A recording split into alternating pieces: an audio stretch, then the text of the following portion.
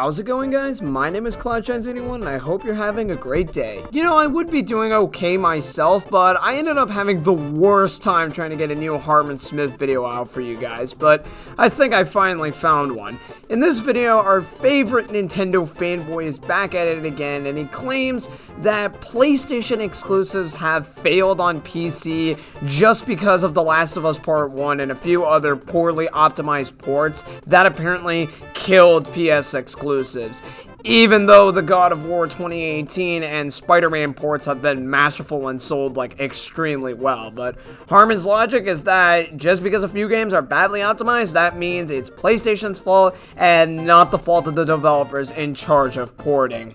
Jesus Christ, does this man ever fact check himself? But anyways, let's go ahead and take a look at the video. A few things first of all, of course, this is not supposed to be an attack on Harman nor his opinions. I'm doing this for fun and to correct his idiotic statements. And lastly, I did turn down my background music a bit more because I got some critiques last time that my music was a bit too loud and you guys couldn't hear my audio. So I adjusted, turned the shit down, and hopefully it works. So just let me know if you guys can hear the background music and if you can hear me. But enough dabbling around, let's go ahead and begin.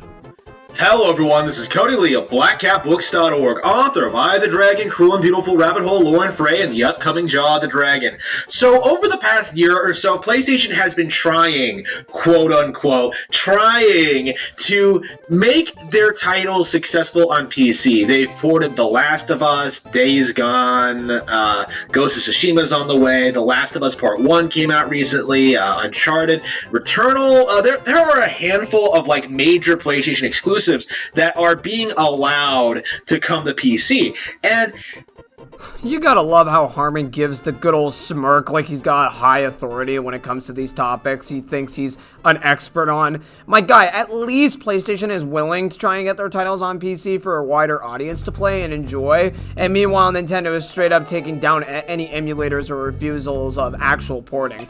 Also, what the hell happened to your microphone? I swear, it seems to get worse and worse on every video, but I'm using the most bitch basic snowball microphone that costs it like $50 and it still sounds better than your crap. Quality YouTuber slash author, ladies and gents. After the release of The Last of Us Part 1, following the huge hype cycle for The Last of Us HBO, right, in which people were pretending for a good, during the entire runtime of the show that it was the best video game adaptation ever made, only for it to be completely stomped by the Super Mario Bros. Movie not even a couple of weeks after it ended. While I would agree that I thought The Last of Us HBO was a bit overrated, and after watching the whole series, I would say that it isn't the best video game adaptation ever made. Who said that Mario literally stomped The Last of Us? That's when you know you're such a bootlicker that you start talking out of your arse. Yes, Mario did make more money and is actually well over $800 million worldwide currently, but The Last of Us was much better received in terms of its actual quality-wise.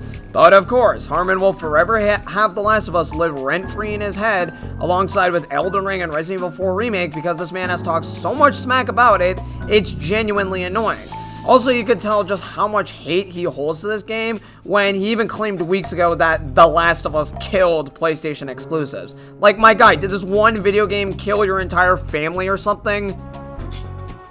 Even then, in ideal situations, with all these game journals, these YouTubers, these movie critics, like declaring The Last of Us the greatest story ever told in video games, The Last of Us Part 1 did not do very well on Steam. It sold about I don't know how much it sold, but I've seen the player count.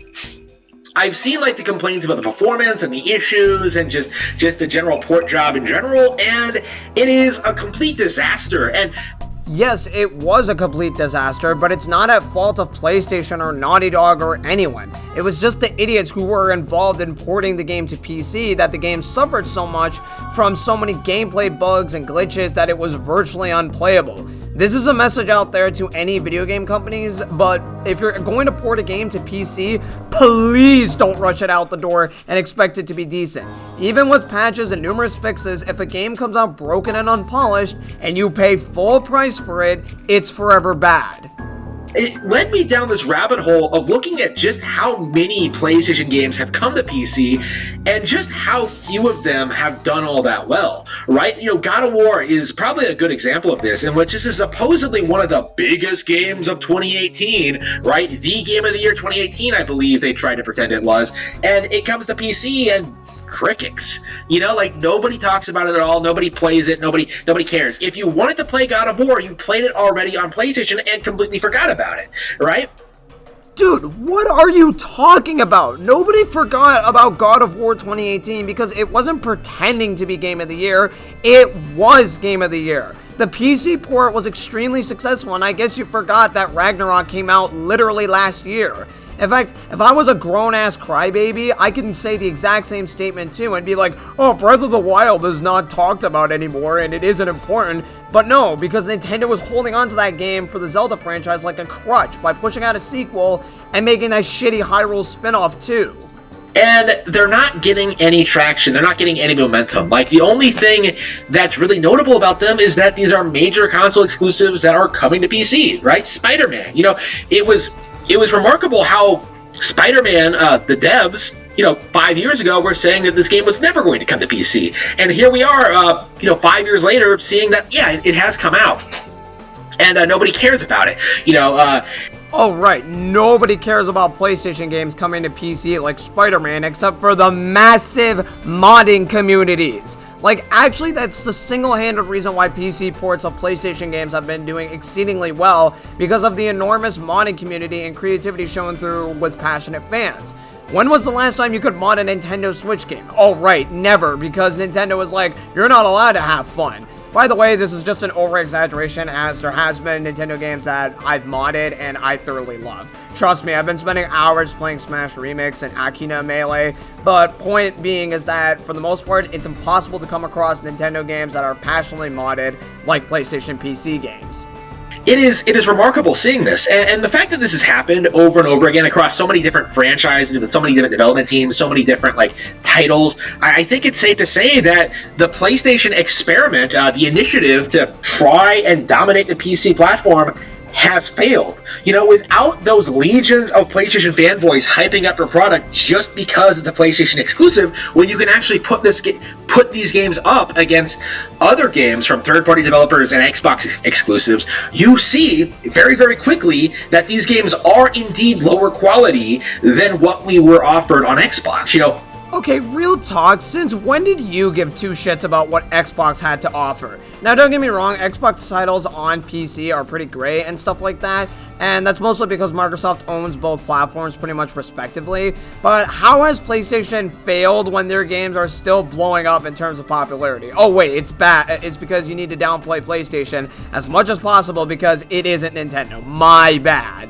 Halo, Gears of War, Ninja Gaiden, all of this is better than Uncharted, The Last of Us, Days Gone, Returnal. The idea that Sony exclusives were a cut above the competition is and always has been a myth, pushed forward by corrupt gaming journalists who desperately want you to think that PlayStation is the end-all be-all when it comes to video games, that they are the best at what they do. And not only is that not true. Oh, here we go with the whole corrupt game journalists exclusive. Wouldn't be a Harman Smith video without this old trick in the book, but I do want to still state that I find it hilarious how much shit Harman can talk about PlayStation, when again, Nintendo can't even hit 60 FPS on their best days. Oh, it's like music to my ears. It's becoming obviously untrue, right?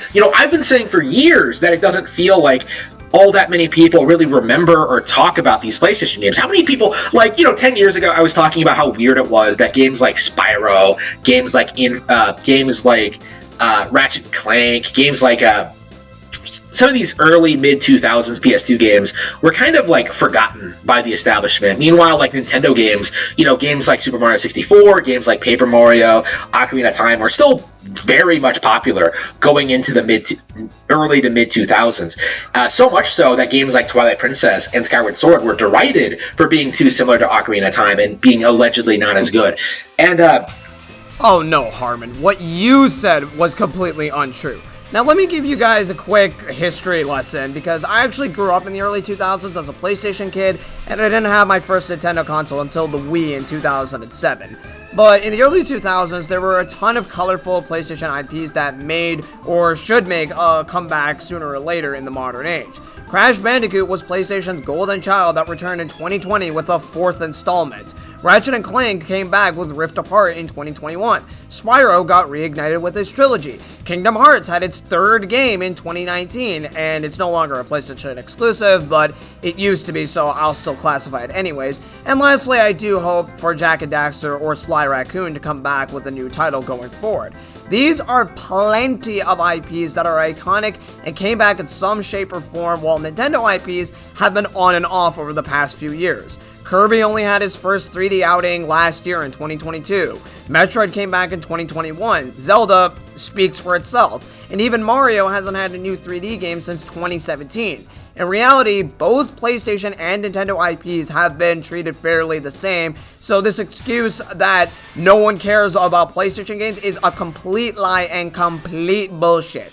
I grew up as a PlayStation kid back in my day, so I know my shit if you try and downplay a company that basically got me into video games in the first place way back in 2002.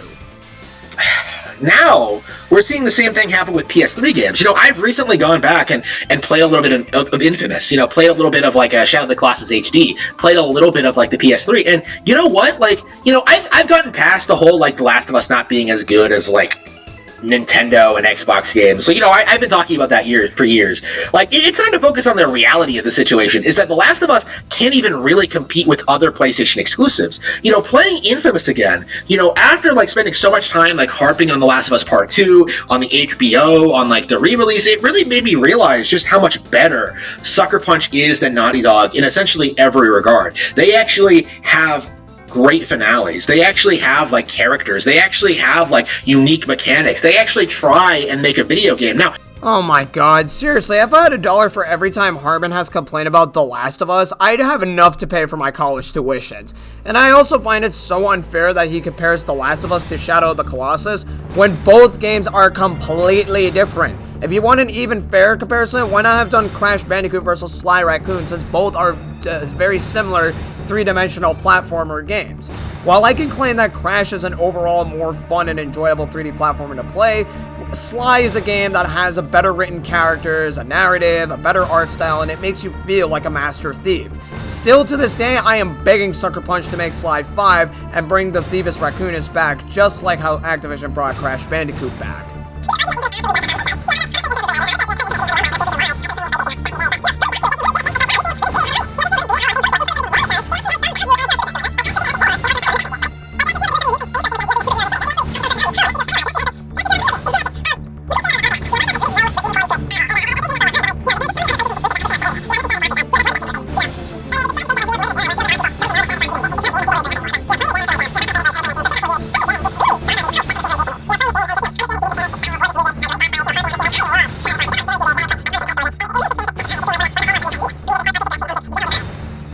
You can't say that about the vast majority of these games coming to PC. You know, if Shadow of the Colossus came to PC right now, I would buy it. You know, because it is legitimately that good, right? There are, you know, I would like to be able to stream it to you guys. I talked about this before, but my streaming setup doesn't allow me to stream PS3 games.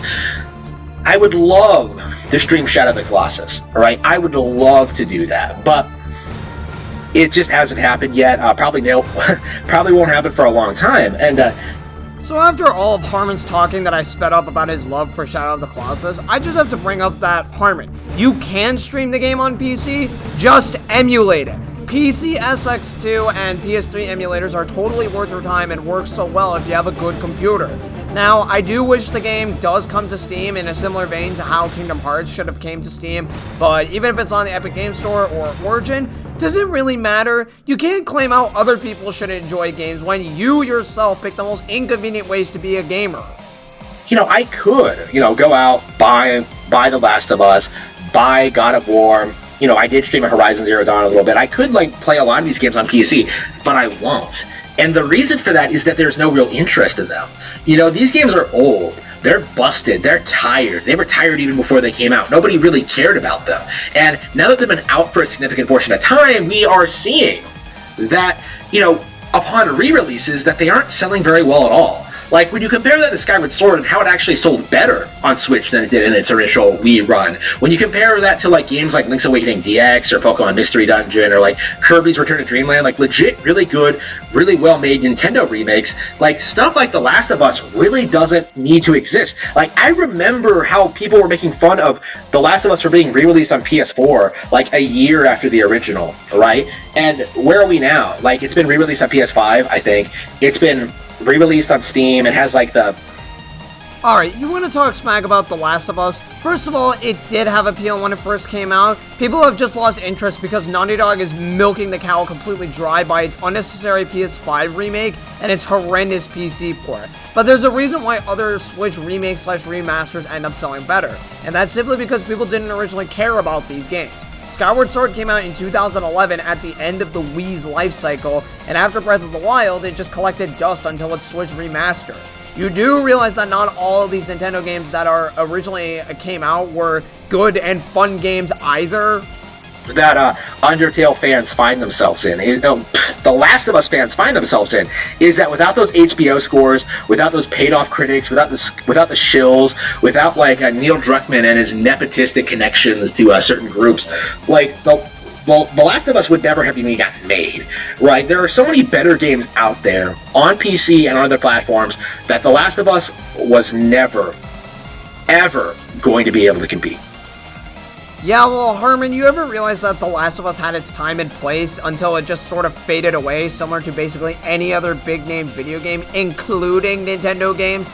The main issue with The Last of Us is that the franchise has been beaten around like a dead horse, that instead of trying something new, it's so heavily focused on its past that that's why people are taken out from it. But what does this have to do with PlayStation games being dead on Steam? I don't know. That's what annoys me about Harman and that one particular game that's being poorly treated. That's why all exclusives are dead on PC by that logic. I can simply just take the same excuse that he has and basically say that Square Enix games are dead on Switch because of the one bad Kingdom Hearts port, but that's just simply not true.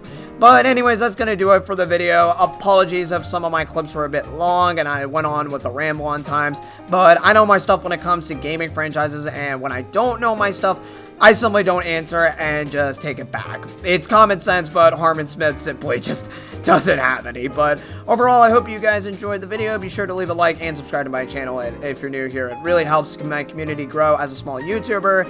And yeah, if you guys also got any suggestions for other fanboys to take a look at outside of Harman Smith, be sure to let me know and I'll gladly go ahead and do so. So thank you again for watching. Have yourselves a fantastic night and take care.